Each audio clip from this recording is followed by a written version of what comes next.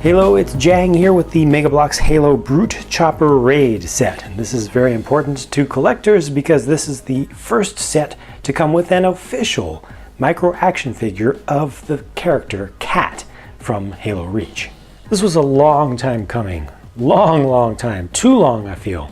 But I feel like the wait was worth it now, looking at the completed figure, because they did get on the appropriate body armor with the exclusive print there. They've got a print on the top of the helmet, which has the nice little streaking. It's not, it's not simplified. It's not made to look too proper and geometric and clean. And of course, they've got the robotic arm. Everybody saw that coming. The robotic forearm once they did the Terminator series, and that's exactly what they've done here. Is they've just brought that exact same piece in. Unfortunately, that piece, because of its size, is not able to accommodate an elbow joint. So this one is not able to bring the arm up and down on that side. However, it is still able to rotate around. You still have full motion of the shoulder. So you are able to move this around quite a bit in spite of the limitations. It's just losing one axis of motion that these super articulated figures usually have. And this is done in the bright silver, not the brightest silver, but a very bright silver color for the right arm all the way up to the shoulder joint. It's a good looking figure. It is done on the female Spartan body underneath the torso piece, and that body is molded in a dark gray, not black. I think it helps the black elements on the body armor and the helmet to stand out. I'm really liking that helmet though. They thankfully did line the whole thing, line the visor with the black on the outside, which is so key, so critical, so important.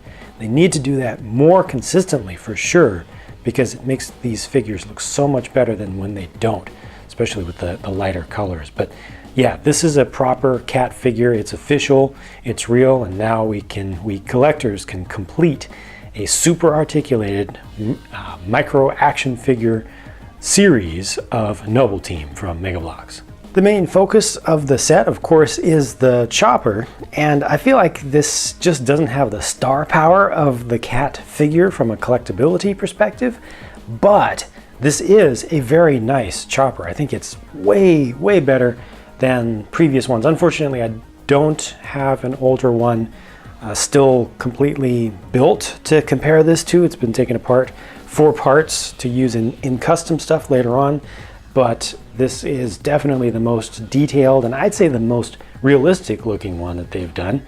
It's a far cry from the most recent Chieftain Charge version, and I did a review on that, so you can compare those by looking at the review video. This has printed pieces up here, a lot of proper building involved in the cages that go around the sides of the wheels. The color is perfect, just reminds me just so much of the real thing, if you will. In game, the guy obviously is able to hold on in the driver's seat back there. It works well with these figures. The wheels it's two halves. They are able to spin independently. You see that it kind of leans over in a turn. You can get it to stand up perfectly straight as well. It'll just kind of balance there. You just need to have these in the same place. There we go. And it can lean over, which just makes for a better looking pose in general. And they do have the joint back here, so you can make this turn, make the front half of it kind of rotate independently just like it actually does. And you can still lean it either way. Very nicely done. It's got marbling in the gunmetal gray pieces back here, so it's not just a plain gray. It's got a little bit of metal flake in it and some black marbling, which adds to that weathered look. Got some nice highlights with the trans blue pieces, the cannons on the sides, which are a little bit simple. Just to me, it's probably the low of this whole build to me. The back of the back rest can actually be adjusted, interestingly enough. I think that's just by virtue of how they decided to attach this to get these to turn, to have the sides kind of angled around like that. But this is nice. This is very nice, very proper. Best one they've done to date, I think, and looks really good on display. I probably will not take this one apart. I probably will display this one. Now, fans have been looking forward to an evolution of brutes over to the super articulated figure system for quite a long time, and it's happening, and I think it's great. I wish that this guy looked maybe just a little bit more brutish, a little bit thicker, but they have to use the system that they already developed. I think that for this frame, I think it looks really, really good. The legs are sculpted nicely. The armor pieces are sculpted phenomenally well. Very crisp, very clean. They got the right depths to the cuts and the seams on there.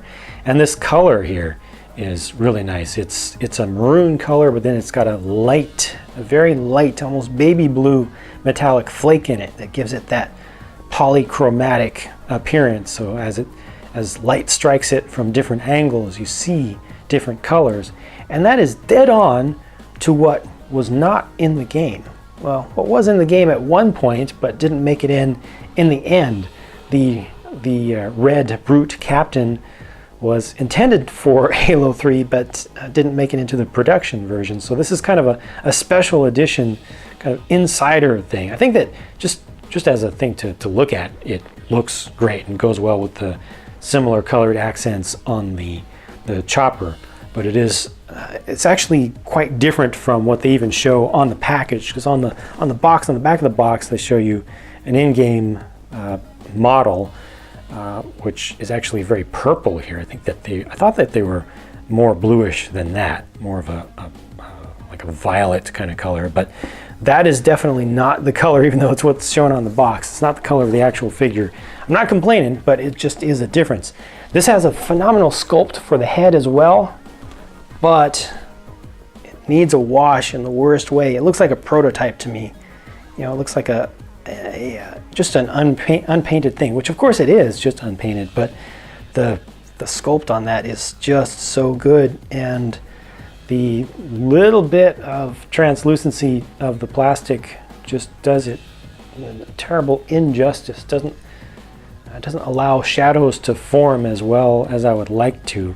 Ends up looking like looks like one of the aliens from Prometheus, you know, with that almost translucent skin and just a very light color. This does have a hole in the top of the head in order to accommodate the helmet, to hold the helmet on there, but it doesn't use as big of a hole as they had tried on some of the earlier figures with holes in the head. So it's a much smaller hole and is much less disturbing to see.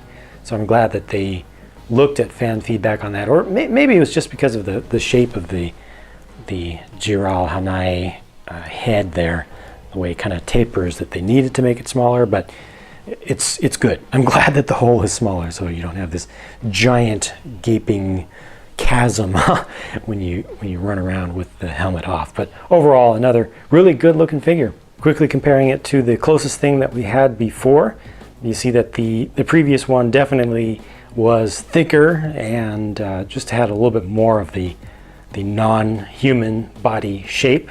You know, things are just, you know, with the thicker thighs and the thicker waist. So I definitely do miss that, but I very much welcome the added articulation and, again, just the crispness. Last thing in the set is this bubble shield, which has not been changed in its design since its initial introduction. I think that it looks perfectly fine how it's done. It's kind of on the dark side of transparent blues here, not the lighter color, but yeah, I think these look great. The only thing that I don't like about this setup is that the emitter falls over very easily. It doesn't balance very well, so you know, it's just easy to knock over. No big deal, but would have been nice, and I still hope that one day they will include just a small little transparent base to put under that, just to make it, you know, just stand up a little bit more confidently.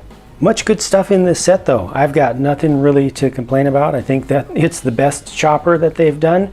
I think that's the super articulated Brute Captain looks really good. And of course, Cat for collectors is a must get.